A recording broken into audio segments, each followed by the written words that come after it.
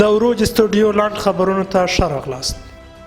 د اسلامي امارت د بهرنیو چارو وزارت وایي کابل به نن د سیمه ییزې همکارۍ نوښت په نوم د یوې ناستې کوربه وي. په دې ناسته کې به د افغانستان او د سیمې د هیوادونو ترمنځ د سیمه ییزو همکاریو پر پراختیا خبرې وشي. په دې ناسته کې به د ګاونډیو او سیمه ییزو هیوادونو سفیران او ځانګړي استازي ګډون وکړي.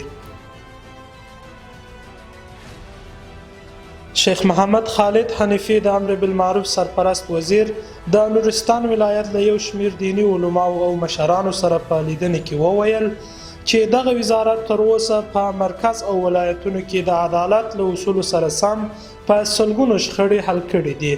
ښاغلي حنیفي زیاته کړه چې د امر بالمعروف وزارت ژمن دی چې د خلکو ترمنځ د دوستۍ او ورورګلوۍ فضا رامنځته کړي.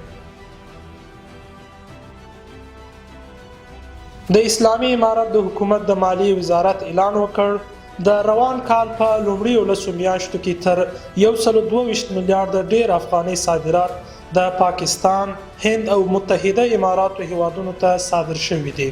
دغه وزارت د معلوماتو له مخې د افغانستان په صادراتو کې میوې، پختې او سبزیجات شامل دي. د افغانستان د سرمیاشتې ټولنې عمومي رئیس مولوي مطیع الحق خالص په کابل کې د اندونیزیا له سفیر بودی رحمت سوریا ساپورتا سره لیدنه وکړه. ښاغلي خالص په دې لیدنې کې ویلي افغان سرمیاشتې د بیلابیلو روغتیایي خدمتونو او د رواني ناروغانو د درملنې ترڅنګ په نږدې راتلونکي کې هغه پلان لري چې په کابل کې د زړه سوري د ماشومانو د درملنې لپاره یو ښه مجهز روغتون جوړ کړي. له ملتیا مو مننه.